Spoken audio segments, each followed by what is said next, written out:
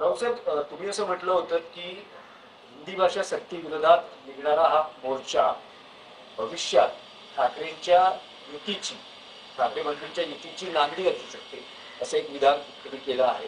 त्यावर उदय सामंत कसं म्हणतात की संजय राऊतांचं या आधीचं एकही बाकी खरं ठरलेलं नाही आणि मोर्चा पक्ष एकत्र आले तर युती होते असं बघा, नाही. आम्ही उदय सामंतकडे काय भविष्य विचारलेलं नाही.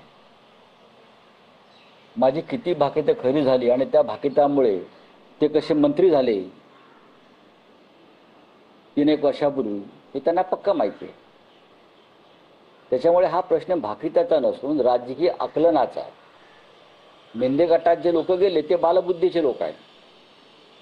जशी हिंदीची सक्ती होते तशी त्यांच्यावर पक्ष सोडण्याची आणि शहानिशा केली आणि त्या सक्तीविरुद्ध ते स्वाभिमानानं उभे राहिले नाही. आम्ही हिंदी विरोधात स्वाभिमानानं उभे राहिलो. बरोबर आहे. हे सक्तीपुढे शरणागती पत्करणारे उदय सामंतांसारखे सगळे त्यांचे सहकारी आहे. प्रश्न असा आहे की महाराष्ट्राच्या हितासाठी आम्ही एकत्र येतो आहे. याच्याबद्दल ह्या लोकांना पोट दुखण्याचं कारण नाही. तुम्ही तुमचं राजकारण करताय.